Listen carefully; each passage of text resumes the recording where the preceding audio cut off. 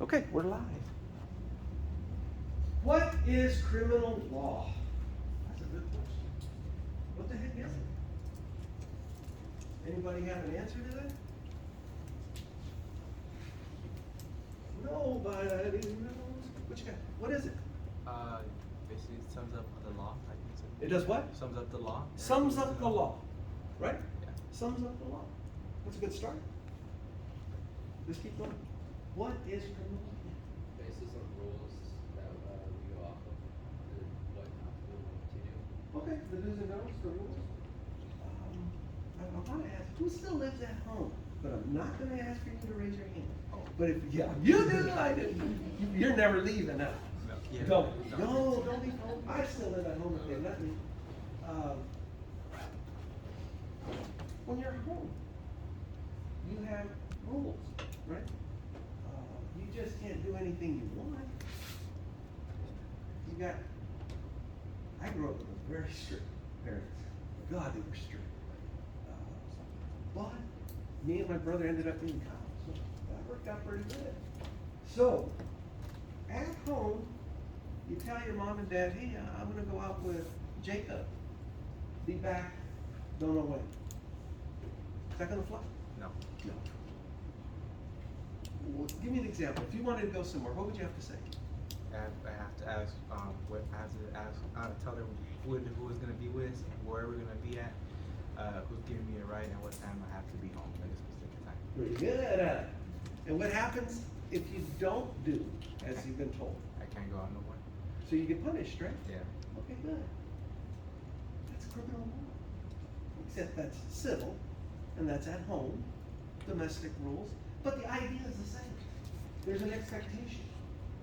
I expect you to be home, I need to know where you're at, I need to know what time you're gonna be back, and you need to be back by this time, or else, the penalty. Criminal laws, very similar. Statutory means they've been published.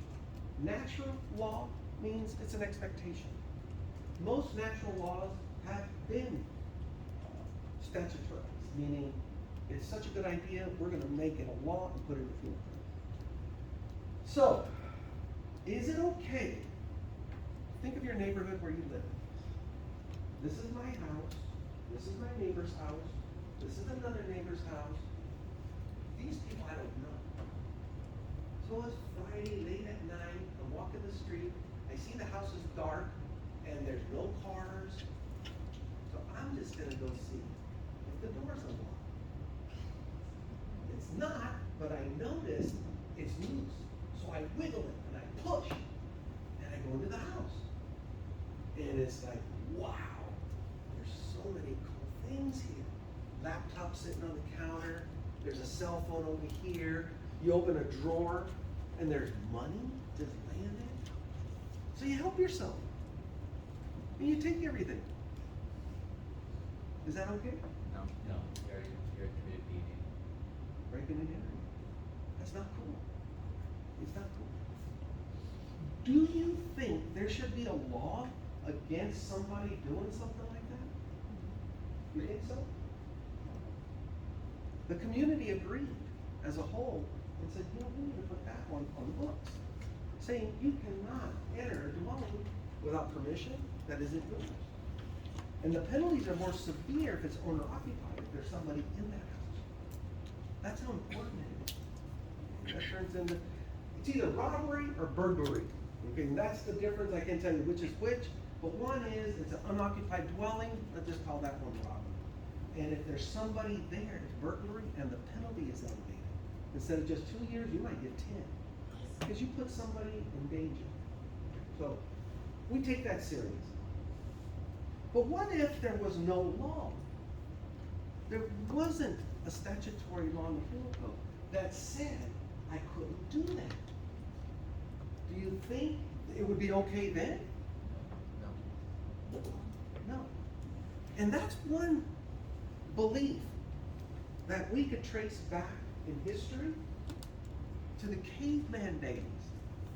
Okay, they didn't have the little chisel on the rocks and we shouldn't be breaking into other caves. Oh my good.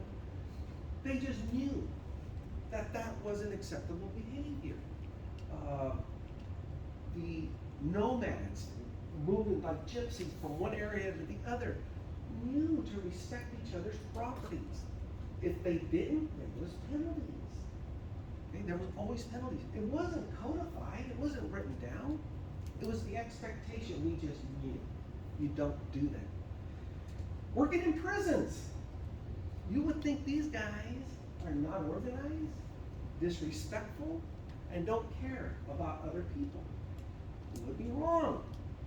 They actually have a set of rules amongst the inmate population. We have a set of rules called Title 15 that governs behavior for inmates. But within the population, they govern themselves. Especially gangs, especially Hispanic gangs, and Sureño Hispanic gangs. Hardcore. They actually have a set of rules they pass out to each member, telling them you must be up at a certain hour. You must go to breakfast. You must bathe. Keep your house clean. They have, and work out. You can't let yourself go. I mean, they have a real strict code while they're in prison. One of the codes, you don't take anything that doesn't belong to you. You go in another inmate's cell and steal from them, that's about the lowest crime you can do. These people don't have anything.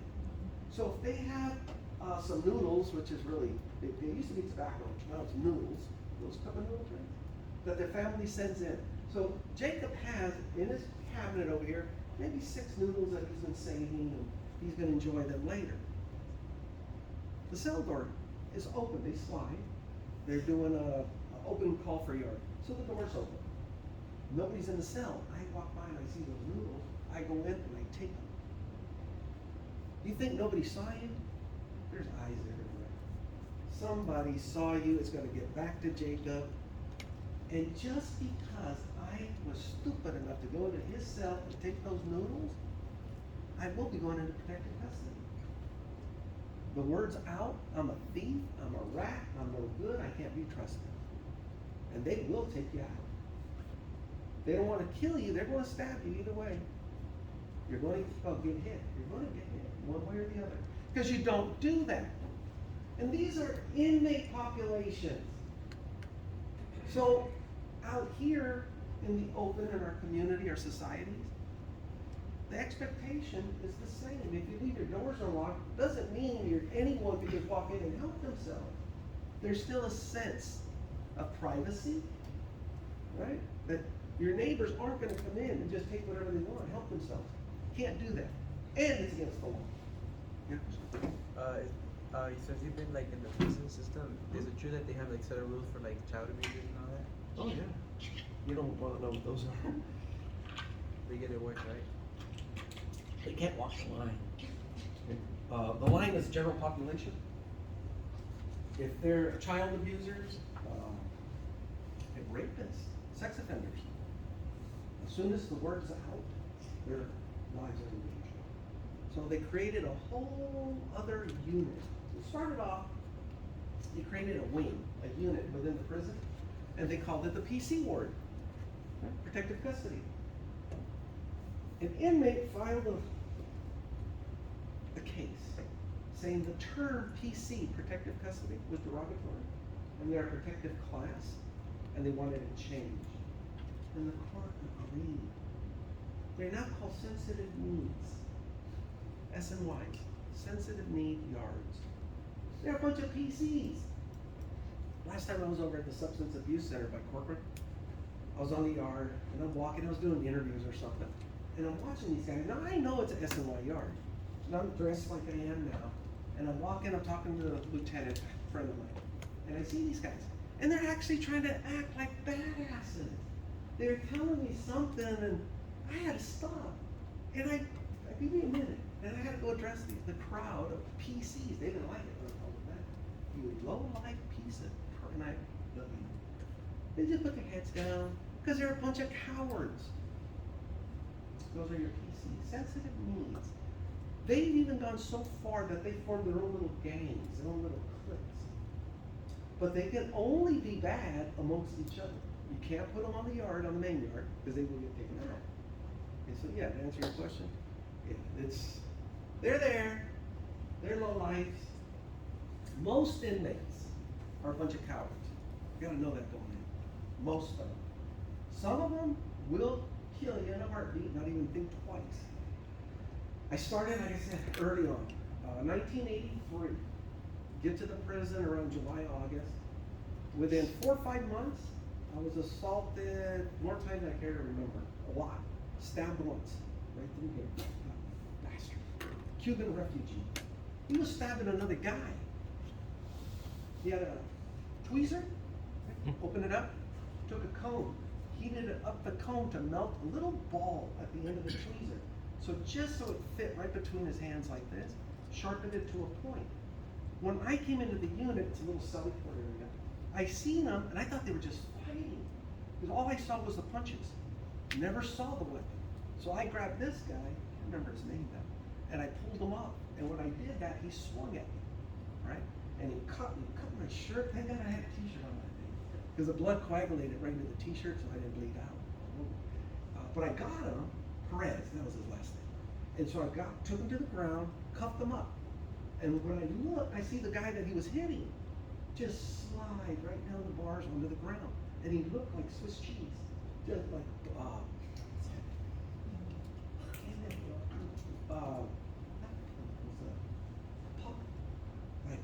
it's a measles? Is that when you get little red things all over the place? Chicken pox, there you go, chicken pox. It looked like chicken pox all over him, right? Now, what the hell happened? My partner comes in, he goes, in Spanish, he goes, oh boy, you've been hit. That's when I finally, I looked down, son of a bitch. Then I man, may have done some things I shouldn't have, but yeah. So anyway, we got this guy, took the other guy out, and shot him over. 2 Cuban refugees. Okay, before your time, Fidel Castro cleared out his prisons, sent them in boats to Florida. They migrated across the states in a wave of crime. And these guys were part of that. They made their way all the way to California. The story gets better, right? So this guy that got me, years later, about 1996, 97, I'm a lieutenant now, I get a call from Orange County? Newport? I think Newport, yeah, that's the name of the town, but I think it's in Orange County. The district attorney's office. They asked me if I remembered the incident where I was stabbed. I said, of course I do. And do you remember the inmate? I said, no, not really. I forgot. And he goes, well, the inmate that hit you, we have him up on charges. They're trying to get a death penalty. He robbed a Home Depot store locally somewhere. That wasn't the bad part. The bad part is after he robbed him, he got the manager to open the safe, took everything, had the manager get down on his knees and execute him. Point blank, blew his head off. So the third strike thing, 3 strikes had just came out, and they were trying to impose 3 strikes.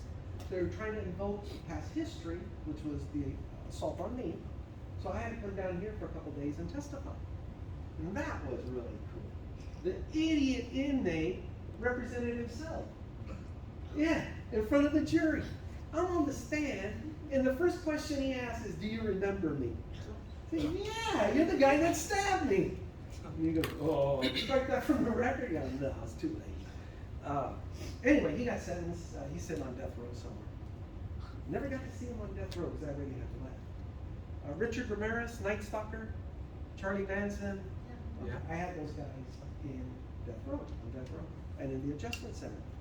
Richard Ramirez, I processed in when the bus dropped him. Biggest coward we ever would be. Wouldn't even look me in the eye.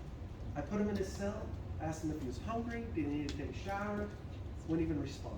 He just sat in the corner the whole time he was there doing that. We end up doing other things, but just these guys that go out and prey on the weak, on the females, they're cowards. Okay, that's one thing you gotta remember. There's some badasses in there, and I've met a few of them. But for the most part, no good. Okay, so let's get back to criminal law. What is criminal law? You gotta have a definition. So I got this one out of the dictionary, Black's Law Dictionary. Law is defined, that which is laid down, ordained, or established, a body of rules, action, or conduct prescribed by controlling authority and having binding legal force. Not all rules are laws, And not all rules have binding legal force. Depends on the severity of the rule or the law as to how binding and what the consequence is going to be. So this is a good definition for you, good starting point. Sets a level of expectation on how we should treat each other. Okay? Thou shalt not. It's the Ten Commandments, right? Thou shalt not do this, thou shalt not do that. And that's good. That's a code of laws. Thou shalt not kill. Thou shalt not steal. That's been around for a long time. Going way back again, people knew it wasn't right to take another life. It's just not the right thing to do.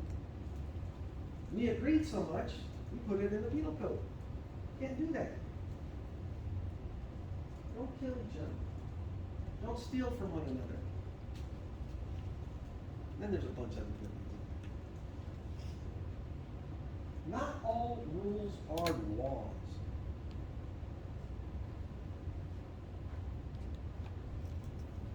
We have a rule. We don't eat dinner unless everyone is sitting at the table. That's just the way it is. That was the expectation. We didn't eat unless everybody is seated at the table. Say grace. Give thanks. That's what we did. It was a rule. It wasn't a law. But the way I read it, might have been a law. And sit down. Sit down. I'm not hungry. I don't care. You watch me eat, but you don't sit down. Okay, so we did. We have rules. Most of the time we have rules at home that set the expectation. While here at school, there's a student code of conduct. There's an employee rule book that we have to follow. Going down this way, we have a set of stairs that was turned up that goes all the way down. Somebody's walking in front of you and they're moving at a snail's pace. You just want to get around them, but you can't. Kick them in the ass. Right? Watch them roll down the stairs. You want to do that, but it's frowned upon. Can't do that. That is a rule. I think it's written in the student, thou shalt not kick another student in the ass down the stairs. Not worded like that, but you get the point. But because of your actions, this student now injured himself. Maybe serious. There may be criminal proceedings. There's definitely going to be a civil proceeding. And we're going to talk about the differences and distinguish between criminal and civil. So don't confuse them because we focus criminal. So that's the primary focus. But you got to understand what the civil is to know where that line is drawn. Okay?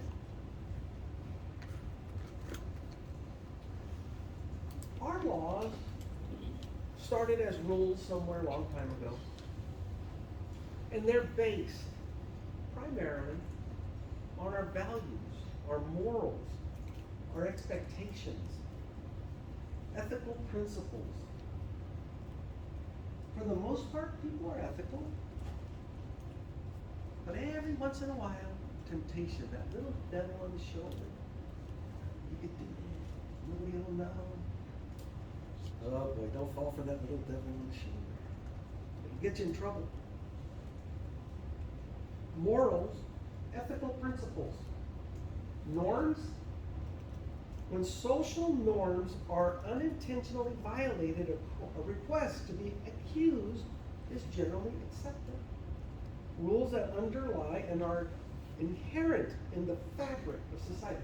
Norms, normal behavior. Nowadays, I don't know what that is, but there's some crazy stuff. I was in South Dakota over the summer, like I told you guys. Sturgis, the motorcycle run, you guys heard of that one? Right, Sturgis, over, God, what they have? 300,000 bikers there, I think. And that was a low year. They had up to 1 million at one time. So about 300,000. I don't go to these things, okay, because I don't like the behavior there. So I choose not to participate. Two of my buddies that we were at the same campsite, one is a tech, he works on RVs. He had to go out there because he had a service call. My other neighbor just went on opening day because they wanted to see the opening ceremonies. both came back with some horrific stories of what they saw. Drunkenness, drug abuse, nudity, out in the streets, out in the open. Our one neighbor even took pictures. She goes, look, I'm blind, I guess she could. That is acceptable behavior during this rally. But not at any other time. Old picture. Huh? Old picture. Naked people. Yeah, it was disgusting. I'm old school, guys. Grew up Catholic, still practicing. My wife went to a Catholic school, hardcore Christian values. And you don't have to agree with me, but that's just the way it is. That's a good point to make. We all have our beliefs, right? I'm not here to judge you for yours. Just don't judge me for mine. Okay? I accept you for who you are. Please give me the same courtesy. That's just the way it goes. When we discuss certain things, these issues will come up. Remember, our position, our beliefs are based on our upbringing, our ethical values, what we were taught, our moral beliefs, who we are inside. Okay? So respect each other's beliefs, argue the point, okay? Don't attack the person. So, rules underlie and are inherent in the fabric of society. First, that is 10-day rally. Those rules are acceptable behavior during that time. But once that rally is done and over, you can't do that anymore. Okay, the police will arrest you for things you could do last week are no longer allowed. So, wow, do they change drastically the expectation of society's behavior? Okay, Moore's rules that govern serious violations of the social code. Murder. Okay, murder. Moore's. Not acceptable behavior. If I were to ask you, distinguish between what is ethics and what are morals, would anybody do that? It's a tough one. You got something? Yeah. Go ahead.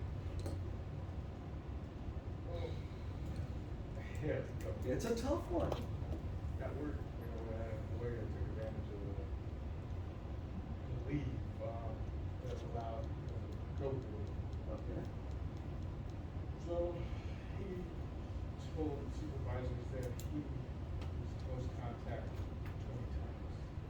So he got a bunch of leave granted over 20 times in the past 2 years. So is it morally wrong? No, but is it ethically wrong? Yes. Yeah. Yeah, I would agree with it. Is it ethically a good example? Ethically, it's our principles.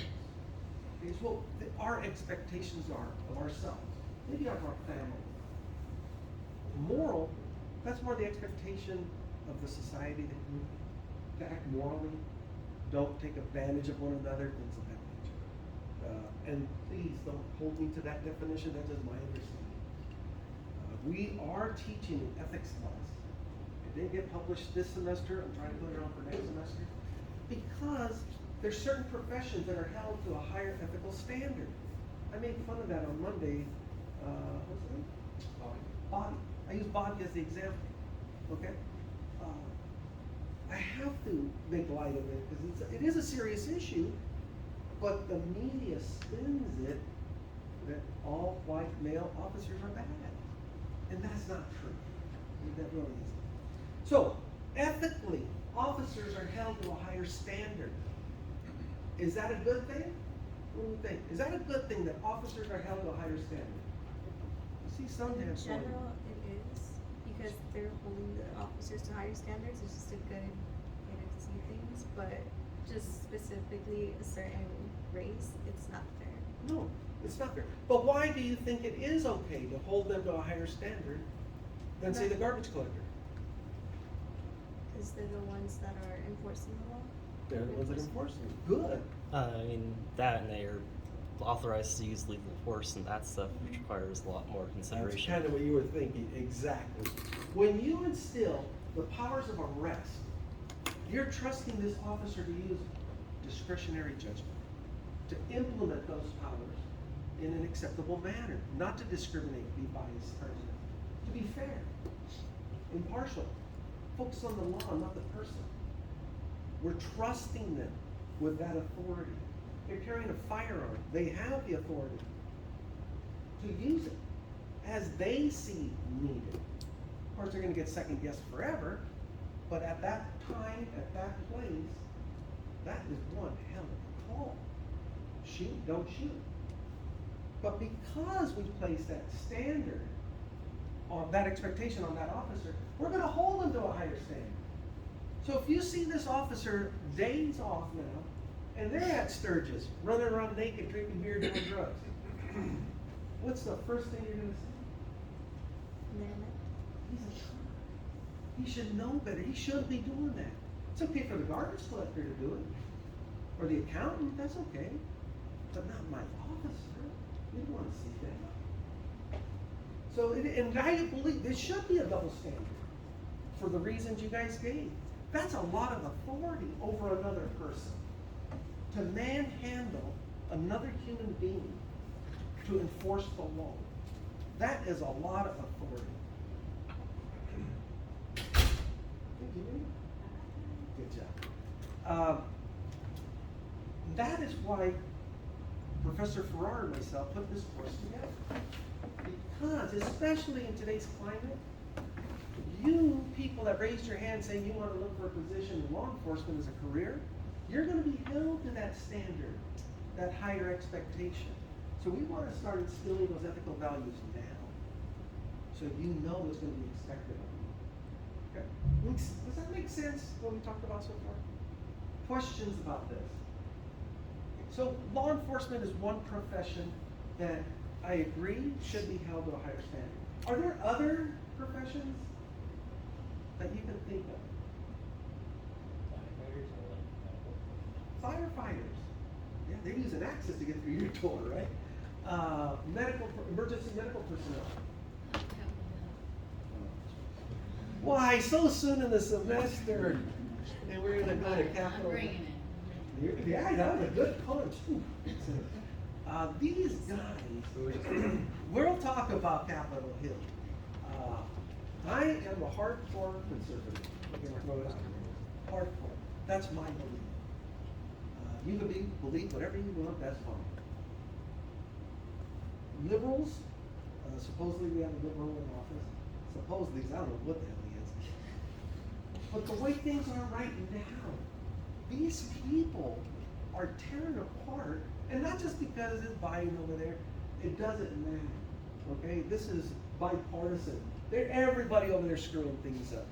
Gotta do something. Please, guys, find a good candidate and put them in office, hold them responsible, hold them accountable. And I'm gonna try to remember some of these numbers. It's not gonna be exact, but you'll get the idea. It shows there's 800 and something people in this classification. I'm not gonna tell you which one it is. Out of this 800, and we'll just say 800, 600 have prior criminal offenses. 200 have prior serious felonies.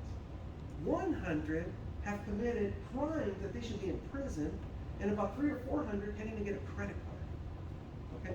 So out of this 800, who do you believe this group of people is? The NFL? Players in the NFL? Players in the NBA? Or Washington? Washington. And it was Washington. The numbers, of course, I made them up, but you get the idea? These guys can't even get a credit card. Sexual harassment is against the law. True? Yes. I can't come over and say, ooh, you're a cutie, did you yes? Okay, that's against the law. Unless you're a congressman. They're excluded. They can do whatever they want because they make the law. Wow. That is so wrong. To pass rules and laws and then exclude yourself, saying it applies to everybody else but us. How is that okay? And we let them get away with this. In California, we're the worst. Okay, but see what happens when you bring that up? I cannot watch the news. During election years, I'll keep up with a few things, but for the most part, I cannot watch it because my blood pressure shoots through the roof I start screaming at the TV, and my wife gets mad. She says, why do you do that to yourself? So she allows me to watch maybe 5-10 minutes once a week. That's about it. About the same amount she does to watch cartoons. So nothing fun. But there's a good reason. I get frustrated. I'm a common sense person. If this makes sense, let's do it. They don't even have that. They don't have common sense. So thank you, Capitol Hill. Everything we're learning about ethics, they're excluded. Doesn't matter. They can do whatever they want. Yeah. What, military? What about me? Do they count as the topic we're talking about? Like, Yeah, do we- absolutely. Yeah, good. Yeah, military. Ethical standards. I mean, you're giving this guy a weapon. You're training him to be lethal with it. You gotta give him the rules of engagement, right? And you expect him to follow them. Orders are tough to follow. Your commander tells you to go do something, you don't agree. You think he wants to sit there and listen to your opinion? No. Hell no. You're gonna get going, do as you're told. That's it. We don't have time for discussion. Okay, so let's see what else we got. I think I worked this out. Okay. Only human conduct that violates the criminal law can be called criminal. The distinguishing characteristic between a crime and other deviance is the presence of a public prohibition and the authority of the government to enforce the prohibition. This only shows you 2 points, but there's actually 3.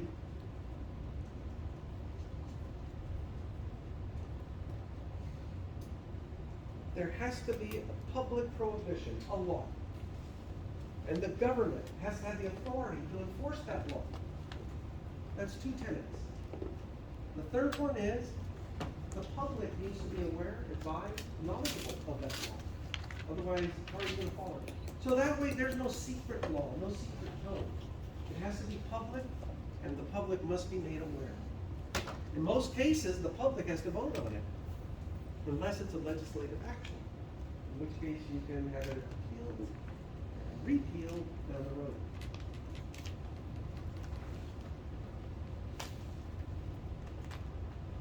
Only human conduct that violates the criminal law can be called criminal. That's important. If I have a trained monkey, I teach him how to shoot a Glock 9mm weapon. I take him out to the range, and I have me a lethal monkey. Okay. And I give him a picture of my target. And then I set this monkey loose with a loaded chamber, 9mm Glock. And I tell this monkey to go out, take care of this person, to kill him, and then come back. And the monkey does it. But he doesn't take it back. He gets tackled, held, the police show up, put my monkey in restraints, arrest him, charge him with a crime. Can we do that? No. Can't charge a monkey. Would they charge you? And couldn't they just kill the monkey because animal control laws? Maybe. It's not the monkey's fault. It's not the monkey's fault. It's your fault. Let's bring it home to pit bulls. Pit bulls, by nature, they're not violent or aggressive. People train them to be violent and aggressive, and the pit bull gets the bad rap. My son had a pit bull, Leo, for the longest time, greatest dog ever. We took him to dinner, he'd sit there, just the best dog. But he was a pit bull, and people would be afraid of him. He got a bad rap. Like my monkey. He got away with a couple murders, now everybody's afraid of my monkey. But is it the monkey's fault? No. It's the person who trained him, right? If I trained him, I'm going to be held responsible. Same thing with these vicious dogs, these aggressive, violent dogs. They're trained in a manner to be aggressive and violent. Don't hold the dog responsible. It's the owner's responsibility. My opinion. And actually, that's a legal one too. Wouldn't that be considered animal abuse as well? It can be, yeah. But at that point, there's a higher violation of the crime than animal abuse. And we'll talk about stacking charges and plea bargain and things like that. But they'll add that, but it's gonna be a very insignificant violation, and it's one that's usually discarded if they accept the plea. Okay, but yeah, they could stack that and add that charge in. Use of a firearm, abuse of the animal, the actual action, whether it was murder or attempted murder, by use of a firearm, if they used a firearm or a knife or a lethal weapon, whatever the cases are. They focus on the most serious violations, which in this case is either murder or attempted murder. And then they start stacking. Maybe even breaking and entering, because they had to go into somebody's dwelling. So that would be a no. Okay? And we're gonna talk about how the district attorney stacks charges. They do it every day. And that's not very ethical, but it's practice, that's what they do. Okay, any questions about the material we've covered thus far? How it's being presented? Are you taking it in? You're absorbing it? You're learning something? Yes, good. Okay, we were only gonna do orientation stuff, but I wanted to throw this out there, just to get you familiar with what the process is going to look like come on Monday. So on Monday, we're gonna go back and maybe probably start on this slide. As a refresher, discuss the things we talked about, and then I'll give you some more new material. Wednesday, we wrap up the chapter, and then you're on your own to finish these lines. So if you don't have any questions, this is all I wanted to do today. And you might as well know too, guys, I like to start my class on time, but it ends when we're done. So if we get done, like now it's 11, I'm not gonna have you sit there for 15 minutes and twiddle your thumbs. Okay, I don't do that. A couple of people came in late, please check with me. If you need add-on codes or if you need something from me, see me. If not, have a good weekend.